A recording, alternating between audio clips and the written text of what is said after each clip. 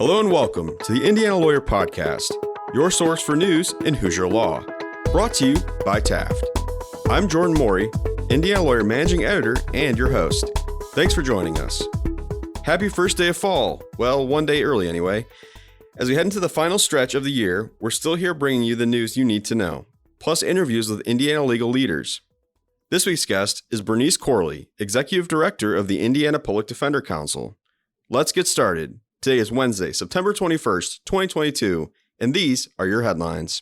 To start us off, here's Indiana lawyer reporter Katie Stancomb with news about Indiana's newest appellate judge. Morgan Superior Judge Peter Foley has been selected by Indiana Governor Eric Holcomb to fill an open spot on the Court of Appeals of Indiana.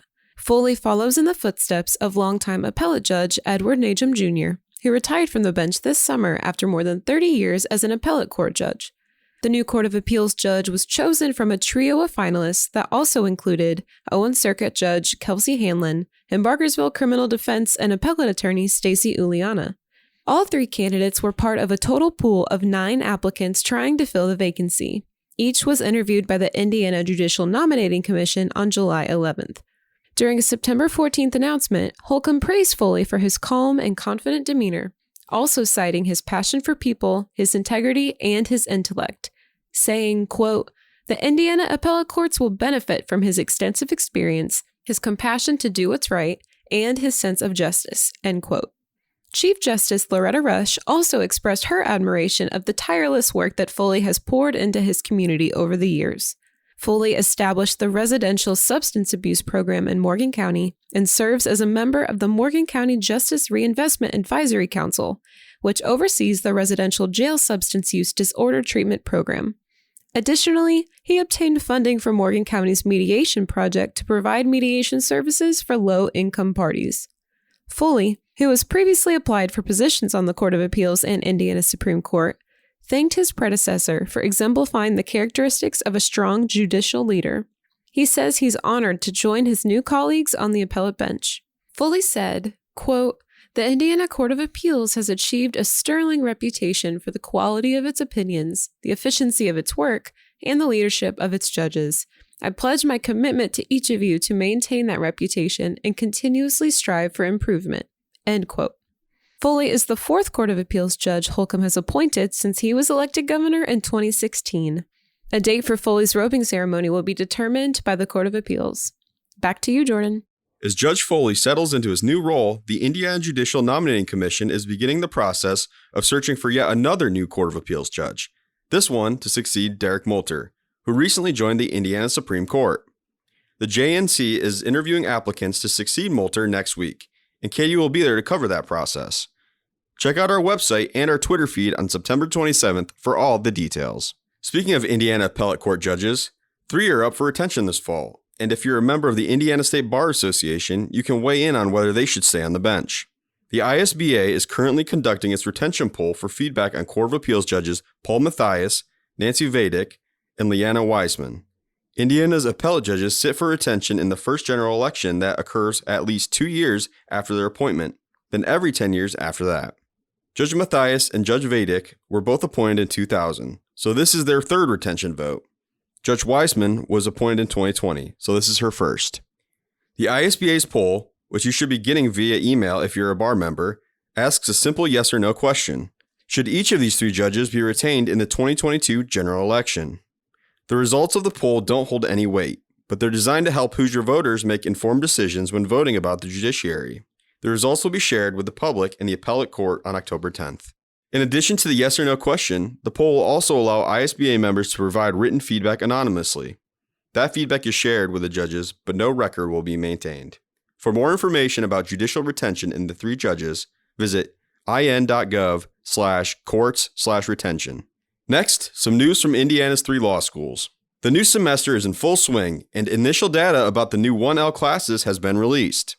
Across the board, all 3 of Indiana's law schools, IU Maurer, IU McKinney, and Notre Dame Law, saw a slight decrease in new student enrollment in 2022, but also a slight increase in the diversity of their incoming classes. IU Maurer has 155 1Ls this year, while IU McKinney has 229, and Notre Dame Law has 166. Both IU law schools have a class that is more than half female, And Notre Dame law has the highest percentage of minority 1Ls at 36%. As for LSAT scores, the median at Notre Dame is 168, at IU Mauer is 164, and at IU McKinney is 154. The median GPA at IU Mauer in Notre Dame law for the new class is 3.81, while McKinney's median 1L GPA is 3.58. We break down these numbers on our website. Check out all the details on theindianalawyer.com. Indiana Attorney General Todd Rokita is busy working on issues related to transgender student athletes. I've been following this pretty closely ever since the legislature enacted a bill to prevent transgender girls from playing on K-12 girls' sports teams. Here's the latest. Last week, Rokita sent a letter along with 19 other state attorneys general to the U.S. Department of Education opposing proposed Title IX rule changes protecting transgender student athletes. In the letter, Rokita argued the administration's reliance on the U.S. Supreme Court's decision in Bostock v. Clayton County is erroneous and, quote, destroys the progress made to protect the rights of girls and women under Title IX over the past 50 years, end quote. The Attorney General has continually argued Title IX and the Equal Protection Clause don't protect an individual's gender identity. The letter came a week after Rokita filed a brief in the Seventh Circuit Court of Appeals requesting that the appellate court lift an injunction against House Enrolled Act 1041, imposed by the Indiana Southern District Court in the case of A.M. by her mother and next friend E.M. versus Indianapolis Public Schools, Superintendent, Indianapolis Public Schools. In that case, a 10-year-old transgender Indianapolis Public School student sued after HEA 1041 restricted her from participating on her school softball team. On July 26th, Indiana Southern District Court Judge Jane Magnus Stinson issued a preliminary injunction, allowing the student to play on the team. However, the injunction only applies to AM's case. Rokita requested that the Seventh Circuit lift the injunction after the appellate court denied his ask that it hear the case. I'll be continuing to follow this case as it progresses. Be sure to check back on theindianalawyer.com for updates. To wrap up today's show, let's send it back to Katie for a preview of a high-flying story she's working on for the next issue of Indiana Lawyer. 85-year-old Indianapolis attorney Dan Byron was up before the sun and settled onto an American Airlines flight with 82 other veterans to visit a site that they all have deep ties to. On September 10th, Byron, a partner at Denton's Bingham Greenbaum, had the chance to visit the country's war memorials in Washington, D.C. as a guest on the Indy Honor Flight, a nonprofit organization created to honor Indiana's World War II, Korea, and Vietnam veterans for their service and sacrifice. The longtime attorney and veteran flashed back to 56-year-old memories as he flew across the country. He served in the U.S. Army on active duty from 1962 to 1966. Byron, who also served as a JAG, eventually became chief trial counsel with the 8th U.S. Army Korea from 1965 to 1966. Veterans on the flight toured their memorials and were offered front row seats to the changing of the guard at Arlington National Cemetery, as well as a welcome home celebration from family and friends upon their return to Indiana. In his billfold, Byron carries a worn piece of paper with the names of 4 young men from his hometown of North Vernon, whom he's never met, but knows all too well. Their names, military rank, and date of death are on the piece of paper, he says. Even in our small town, families were impacted and never saw their loved ones come home. Grab a copy of our September 28th issue of the Indiana Lawyer to read more about Byron's Indy Honor Flight experience and how his military service shaped his legal career. Thanks, Katie. Before we move on to our extended interview, I want to give a quick shout out to Katie, who is this year's winner of the Indiana Judges Association's Annual Media Award. Katie drove up to South Bend earlier this month to attend the IGA annual meeting, where she accepted the media award for her online series called Meet the Judges. If you haven't read it before, it's a series of Q&As with Indiana judges from more rural communities, which may not get as much attention as judges in more urban parts of the state. Congrats, Katie. Well deserved. All right, that's it for this week's headlines. Head over to theindianalawyer.com for the latest Indiana legal news, or pick up next week's issue of Indiana Lawyer. Stick around after our sponsor break to hear Olivia and I chat with Bernice Corley of the Indiana Public Defender Council.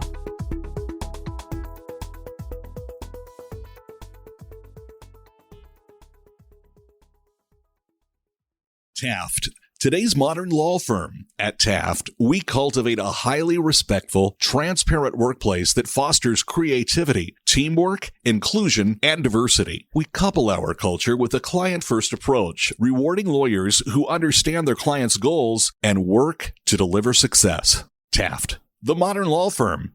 To learn more, visit taftlaw.com. For this week's extended interview, we have Bernice Corley, Executive Director of the Indiana Public Defenders Council, in studio with us today. Bernice, thanks so much for joining us. Thanks for inviting me. As Executive Director, Bernice helps manage the agency and carry out the policies established by the Board of Directors.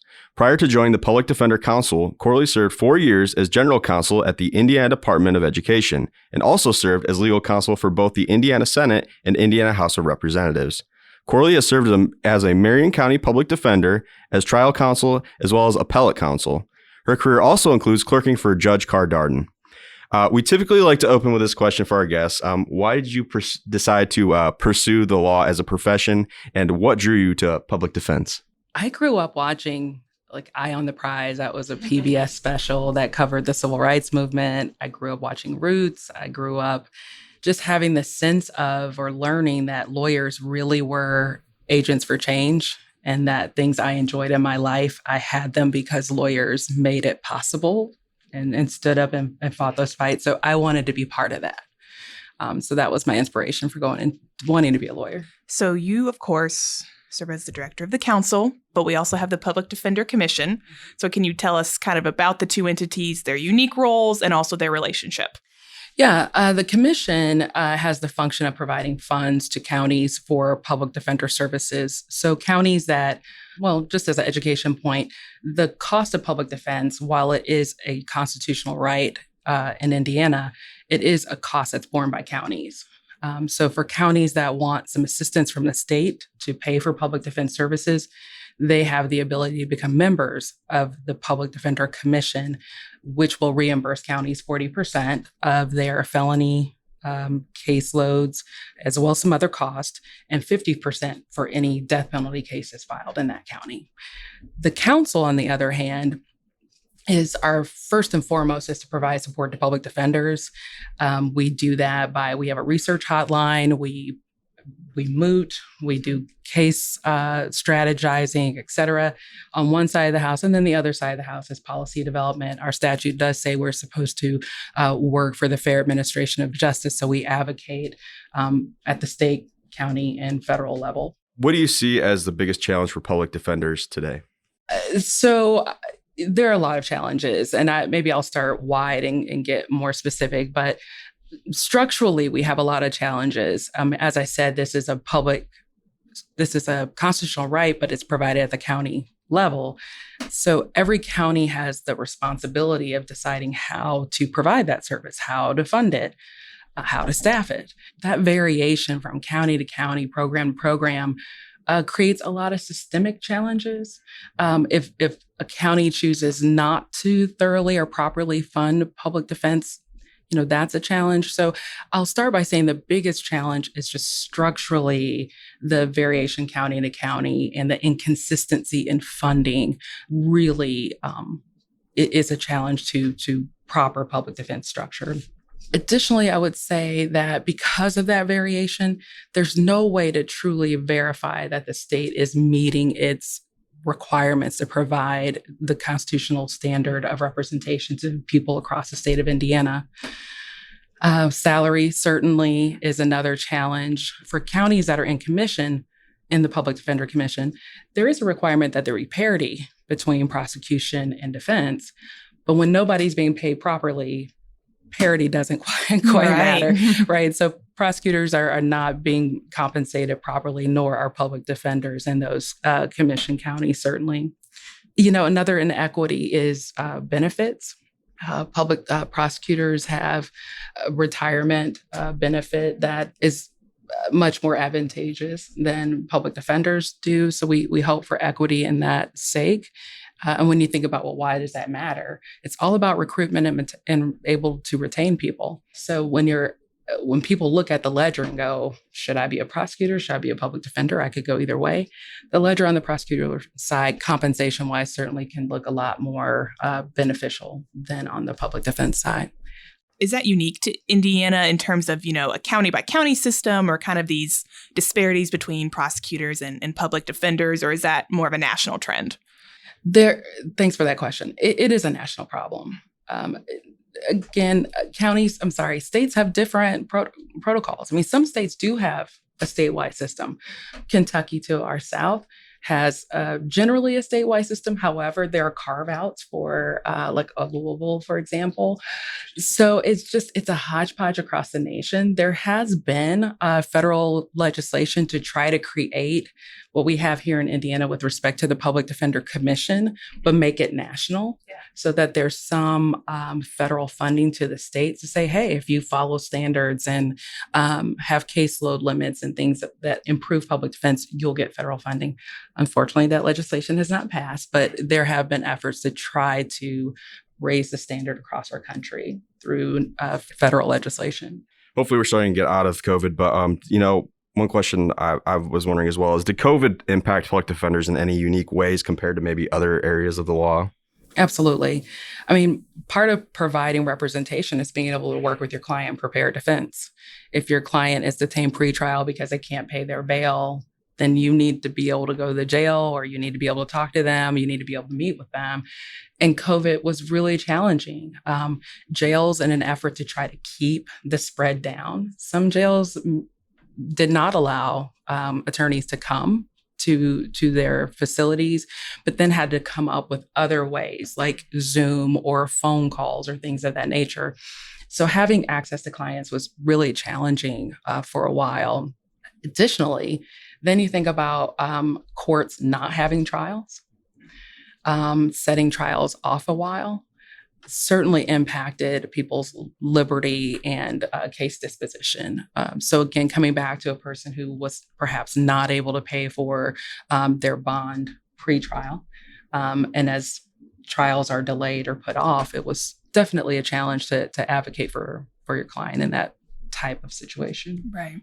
To kind of combine two questions here, are you seeing burnout among public defenders? And then, on the flip side, how do you convince a young lawyer just coming out of law school to go into public defense? Lots of burnout. Yeah. They've been operating, public defenders and really everybody in the criminal legal system has just been operating in a pressure cooker. There are these demands, of the system moving forward, cases being processed. And so as there were delays due to COVID, so cases are not getting resolved. So case loads are getting heavier and heavier on defense, on prosecution, in courts. It's a lot. It's a lot for people. And there began to feel like there was no end in sight. Right. And so Indiana is facing a lawyer shortage. We have fewer attorneys. There are lots of opportunities that are not as stressful. So yes, I've definitely talked with defenders who have had it, and they're either have left or very much contemplating leaving, though they love their work, just feeling like they can't continue at the pace that they're demanded to keep up with. In terms of drawing new attorneys, one thing remains true, and that is if someone graduates from law school and they really want to have trial experience, they really want to have jury experiences, they really want to master the rules of evidence or things of that nature, it just is no better place to do that than criminal law, and particularly public defense. So I think attracting a person who has that interest. Additionally, if you have a person who, let's say, they're not interested in the courtroom, but they're very interested in appeals and they like to write and they like to advocate in that manner, lots of opportunity there and lots of flexibility in that opportunity. So I think public defense has a lot to offer a young attorney, and a great way to sort of get a person on their feet and in their career, making them quite dynamic, offering them great opportunities. And then whatever they may choose to do next, they certainly are not harmed by having had trial and jury experience or appellate experience. There's a lot of work going on statewide regarding juvenile justice reform. What role is the Public Defender Council playing in those efforts? We are very much a driver. So we have been really fortunate. The council received a federal grant some years back to really focus on juvenile delinquency cases. And that work went on for about 5 years. And what that looked like was training public defenders. So just again, as an education point, most people in Indiana who do public defense work are not full-time public defenders. Most of them are private attorneys who have their own firm. They have their own private work they do, but they take on a contract in a county to do a certain case type or a certain type of work. Public defense would shut down if any of those attorneys stopped doing their work. Many of them, they're the only ones providing that work in their county. So thank goodness for them. But because they're not doing that work full time, it's really important that, they have training opportunities and ways to be sure that they're advocating the best they can for their client. So in terms of the counsel's role through that federal grant we received, we provided training. We provide, again, case strategizing. We help with mooting when we've had certain legal issues around juvenile delinquency that were queued up for appeal. We work with those attorneys. Additionally, we met with children in DOC who through their delinquency case ended up in DOC. When we first started this work, there were a number of kids who ended up in DOC and had not been represented by an attorney. But through those relationships, we were able, once we discovered that, to refer those kids to appellate representation, and we were able to get a number of them adjusted to a less serious placement. And so that work, when we ran out of our federal grant, thank God for Chief Justice Rush, who helped us with a bridge grant to get us until we were able to get state funding to keep doing this work. And so we do it through Joel Winnicky. He's an expert in our office. And so now we are just continually advocating for ways for Indiana to improve the juvenile delinquency system and improve outcomes for youth. And so we are at the table and we are helping to drive that conversation and are very much partners in that reform. So the big topic this summer, of course, has been the new abortion legislation. And, it's been passed, and assuming there's no injunction, it'll be in effect by the time this episode airs. And I know there's been a lot of question about that language of, are there criminal penalties? I think you spoke with Marilyn about this. Have you had the council any time, to study that and try to get some answers about what it means in practice for women or doctors? So we definitely we tracked that legislation from the beginning because we were very concerned. Our board has a standing policy that we do not support new crimes. Sure. We have plenty. We have plenty of tools for the state to address any necessary bad behavior. So we were monitoring the legislation for any new crimes and was prepared to challenge those. With respect to the bill as it has passed, the language that you're referring to is, I believe, the defense language with respect to any prospective mothers as well as doctors. In terms of how it's written, from our perspective, it's language that's available if a person's charged. So for us, it feels clear in the sense that you can't access a defense unless you're charged. Sure. So it's certainly my hope that defense language is sort of while Indiana doesn't have legislative intent, sort of evidence of the legislative intent that prospective mothers not be charged. Sure. Because they have this pretty solid defense. That makes sense. But it doesn't act as a total bar. So we're just keeping our members, when I say members, people who do public defense work in Indiana, aware of this language. And we're here to support them if any charges are filed against a prospective mother or a woman who terminated her pregnancy. Does IPDC have any events coming up? Are there any projects you're looking forward to seeing grow? There is so much. Yes. Yes. There's so many good things that are occurring. Again, I could take a while on that, but I'll try to just focus on a couple things. The council is a partner in a pilot that is beginning in Marion County. The pilot is to try out a holistic public defense model. Interesting. Oh, I'm so excited about it. And I'm so appreciative that it was funded. So the work is sort of the following. So in a standard public defense system, if you have a client that is found guilty, your work pretty much ends at the guilty finding. Unless, let's say, your client is put on probation and they have a probation violation, then they're entitled to representation on that violation. But really, your work ends at the end of a guilty sentence. But the client's entanglement with legal systems does not end at that point. So if you have a client that's been found guilty and let's say he or she has a child support obligation, let's say he or she has a lease, a whole host of things that if they're not able to tend to them because they're going to be incarcerated in jail or DOC for a period of time, will really cause them to sort of reel when they're released, right?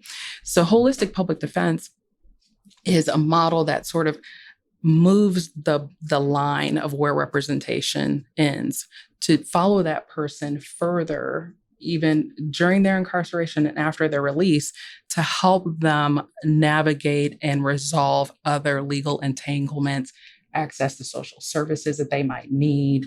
And so this pilot was just funded by DMHA. We're really excited about that and appreciative to the Holcomb administration for that. And we'll see where it goes. But it was just funded this summer. Wow.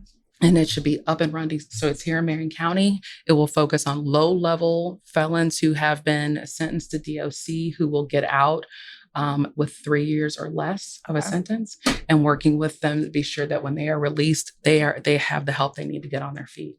Whether it's license restoration, whether it's a parent, a mother who's released from jail who has a guardianship or an adoption matter, helping restore families. So we're really excited about that. And our hope is that if the program is successful, people are less likely to continue cycling through the criminal legal system. So I'll stop there. That's our major excitement. Well, and one more. The work of House Enrolled Act 1359 that is charged with creating a commission to look at juvenile delinquency reforms. Really excited about that. That body is up and running. Joel Winnicky is the council's representative on that. And they're looking at everything. How do we help children transitioning from DOC back to their communities, back to their home? How are we supporting them? A whole host of issues. So I'm really excited about the work there as well. All right. To wrap us up, anything else you think lawyers should know about the Public Defender Council? Well, we're doing the best we can to make sure that attorneys who are doing this work are supported, that any challenges or people are having in their counties while they do this work, that they know we're here to help. And so I just want lawyers who do this work to know that we're here and we're happy to help. And whether that's on policy issues that they're having in their local communities, on a case, whatever, the Public Defender Council, we're here to help them. That'll wrap up this week's episode. Thanks again to our guest, Indiana Public Defender Council Executive Director Bernice Corley, for joining us today. To listen to previous episodes of the Indiana Lawyer Podcast, be sure to visit theindianalawyer.com or your favorite streaming service.